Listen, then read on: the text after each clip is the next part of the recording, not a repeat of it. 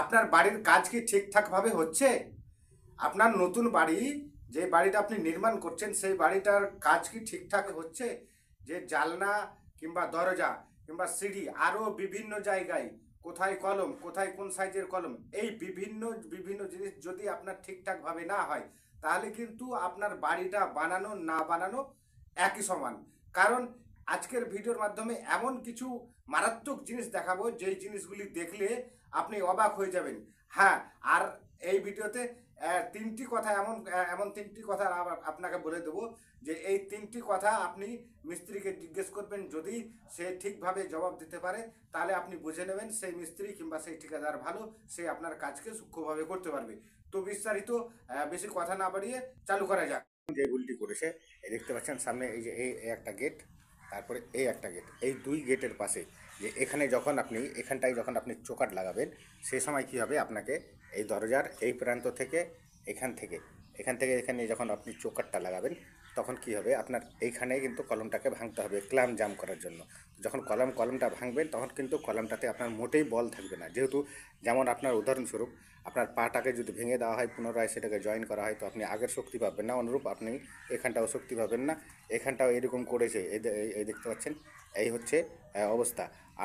আরও দেখাচ্ছি আপনাকে। দেখুন কলাম কীভাবে কলাম যে ঢেলেছে, একটা কলাম অন্য একটা নিচের কলাম উপরের কলামের সাথে কোনো মিল নেই, দেখতে পাচ্ছেন যেমনটা এখানটায় হয়েছে। অনুরূপ অতএব আপনারা মানে বিল্ডিং বাড়ি নির্মাণ করার সময় যে আপনার যে কষ্টের টাকা, সেই কষ্টের টাকাকে আপনি জমিয়ে যখন আপনি বাড়ি করছেন, তো আপনাকে ভালো মিস্ত্রি দেখে বুঝে শুনে আপনাকে কাজ করতে হবে। তারপরে আরও একটা বিষয় আপনাকে আমি আপনাদের দেখাচ্ছি, যেটা হলো এই জানালায় দেখতে পাচ্ছেন, এই জানালা, এই যে জানালাটা, এইটা হচ্ছে একটা জানালা। এখানে ঠিক আছে একটা সিলবন্ড দেওয়া আছে, এটা ঠিক করেছে, কিন্তু এখানে যখন আপনি চোকারটা জাম করবেন, এইদিকে যখন করবেন, তখন এটাকে ভাঙতে হবে। তো এই আরসিসি ঢালাইটা দেওয়ার কোনো প্রয়োজন ছিল না, এখানে গাঁথনি দিলেই যথেষ্ট ছিল। অতএব এখানে আরসিসি ঢালাই দিয়েছে, এখানে বাহাদুরি দেখিয়েছে। তারপরে আসুন এই সিঁড়িটা দেখতে পাচ্ছেন, আমি আপনাদের ক্যামেরা থেকে জুম করে দেখাই। এই সিঁড়ির উপর মাথাটা কোথায় আছে, এই উপর মাথাটা এটা দেখতে পাচ্ছেন, এই উপর মাথাটা কোথায় আছে, আর এই মাথাটা কোথায় আছে, মানে এটাকে যদি সোজা করা যায় তো এখানটায় আসবে, মানে এটা কাত হয়ে ওইদিকে ঢুকে গেছে, আর এই দেখতে পাচ্ছেন এখানে এগুলো ঢুকে গেছে। আরও একটা বিষয়, যে এটা রাইজারটা তো মোটামুটি ঠিকই আছে, কিন্তু যেটা আপনার ফ্লাইটটা, এটা আপনার ট্রেডটা কিন্তু 9 ইঞ্চি থেকেও কম, যেহেতু পা রাখতে গেলে পাটা কিন্তু বেরিয়ে যাবে। আরও একটা বিষয়, যে ফ্লাইটটার পুরুত্বটা কত হওয়া উচিত এবং কত হলে আপনার এই হবে, তো ফ্লাইটটার পুরুত্বটা আপনাদের আমি দেখাচ্ছি। সিঁড়ির এইটা দেখতে পাচ্ছেন, এইটা হচ্ছে ফ্লাইট। তো এই ফ্লাইটটা আপনার কমপক্ষে 5 ইঞ্চি হওয়া উচিত ছিল, তো এখানে 3 ইঞ্চি 3.5 ইঞ্চি করা হয়েছে। এই ফ্লাইটে আপনার কি হবে, যে কোনো সময় যখন কম্পন হবে, সেই সময় কিন্তু আপনার এই জায়গাটা জার্কিন করবে, জার্কিন করার ফলে এই জায়গাটা আপনার মাঝখানে বসে যেতে পারে। এমনই আরও একটা বিষয় হচ্ছে কি, যে আপনার এই জায়গাটা গাঁথনিটা দেখতে পাচ্ছেন, এই জায়গাটা এই দেওয়ালটা এইখান থেকে, যে সিঁড়ির এই দেওয়ালটা এইখান থেকে এই পর্যন্ত, এটা পুরোটা গাঁথনি হয়ে যাওয়ার মানে কথা, কিন্তু এখানে এই গাঁথনিটা করা হয়নি, এখান থেকেই গাঁথনিটাকে ছেড়ে দিয়েছে। এবার যদি এখানে লাগিয়ে যদি এই প্রান্ত পর্যন্ত ওই পিলার পর্যন্ত কলম পর্যন্ত গাঁথনি করা হয়, তাহলে সেখানে সবগুলো জয়েন এক জায়গাতে পড়ে যাবে, আর দেওয়ালটা ফেটে যাওয়ার সম্ভাবনাটা অনেকটাই থেকে যাবে। এখানে আরও একটি বিষয় লক্ষ্য করার আছে, যেটা সবচাইতে মারাত্মক ভুল। এই ভুলটি সিঁড়িতে হলে কিন্তু আপনার সব থেকে বেশি ক্ষতি হবে। যেটা আপনার এইটা দেখতে পাচ্ছেন, এইটা কিন্তু এখান থেকে হতো, এখান থেকে এই যে এই শাটারিংটা, আর এটা এখান থেকে হতো। যেহেতু এই জায়গাটা অর্ধেকটা নিচে নেমে গেছে, তার মানে এই যে এই ঢালাইটা এইটুক রয়েছে আপনার, এইটুক মানে 2 ইঞ্চি থেকে 2.5 ইঞ্চি হবে। তো এই 2.5 ইঞ্চি ঢালাইটার আপনার কোনো মূল্য থাকে না, যেহেতু সেটা সিঁড়ি, সেটা তো সবসময় ঝুলছে, যার কারণে আপনাকে এর পুরুত্বটা বেশি দেওয়া দরকার। তো এই ফ্লাইটটাকে মানে এরা মানে খুব খেলার ঘর মনে করেছে, মানে ছেলে খেলা মনে করেছে, যার কারণে এরকম করেছে। অতএব আপনি এরকম করবেন না। আরও একটি মারাত্মক বিষয় হচ্ছে কি, দেখতে পাচ্ছেন এইগুলোই ছাদের উপরে যে কলমের রড, এই রড সবগুলি কিন্তু সমানভাবে ছাড়া হয়েছে। এই সমানভাবে ছাড়লে আপনার কিন্তু চলবে না। এটা সবচাইতে বড় একটা ভুল। যেই ভুলটা হচ্ছে সবগুলো রড সমানভাবে ছাড়লে কি হয়, আপনার যখন ভূমিকম্প হবে বা আপনার বিল্ডিংটা যখন প্রেসারে পড়বে তখন কিন্তু আপনার রডটা বেরিয়ে যাবে। অতএব এই রডগুলি এক জায়গায় দিতে হয় না, কমপক্ষে 1 মিটার ছোট বড় করে দিতে হয়, তাহলে এই রডটা মানে সব থেকে ভালো থাকে। তো যখন এই রডটি যখন কাটা হয়েছিল কলমের জন্য, তখন এই রডগুলোকে ছোট বড় করেই কাটতে হতো। তো এরা এক সমান করেই কেটেছে। আরও একটি মারাত্মক ভুল হচ্ছে, যেটা আপনার এই কলম থেকে এই কলম, তার এখানে একটা কলম দেখতে পাচ্ছেন, আর এইখানে একটাই কলম।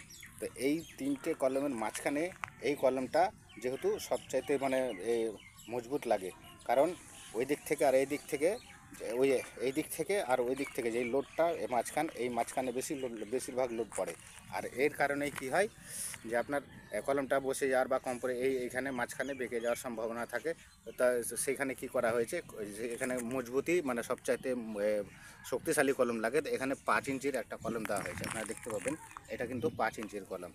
তো এই ভুলটি কখনো করবেন না। এখানে আরও একটি ভুল হচ্ছে যে এগুলো এই রডগুলি দাঁড় করা আছে, এগুলো দেখতে পাবেন সিঁড়ির রড। এই সিঁড়ির রড এইভাবে কোনো দিন দাঁড় হয়ে হয় না।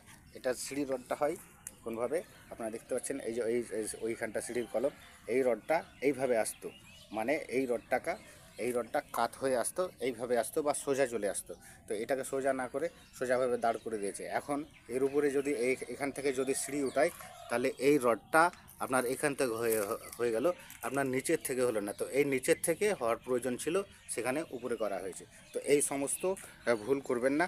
আর এইরকম যদি আপনার কোনো ঠিকাদার আপনার বাড়িতে আসে, তৎক্ষণাৎ তার কাজকে দেখে তৎক্ষণাৎ তাকে ঘাড় ধাক্কা দিয়ে তাড়িয়ে দেবেন। ভিডিও শুরুতে বলেছিলাম যে 3টি কথা শিখিয়ে দেবো, যে এই 3টি কথা বললে মিস্ত্রি যদি আপনার সঠিক জবাব দিতে পারে তো বুঝে নেবেন ভালো। তাহলে কি সেই 3টি কথা? প্রথম কথা, আপনার কোথায় যদি কাজ খারাপ হয়ে যায় তাহলে আপনি মিস্ত্রিকে এই 3টি প্রশ্ন করবেন। প্রথম প্রশ্ন, যে আমি কি কম দিয়েছিলাম, আমি বেতন কম দিয়েছিলাম, আমি যে তোমার টাকা যে মজুরি, সেই মজুরি কি কম দিয়েছিলাম, কিংবা আমি রেট কি কম দিয়েছিলাম, কি আরও যে আমি রড সিমেন্ট বালি পাথর মানে ইত্যাদি যেগুলি লাগে সেগুলিকে আমি কম দিয়েছিলাম, তাহলে কেন এমনটা হলো, এই একটা প্রশ্ন।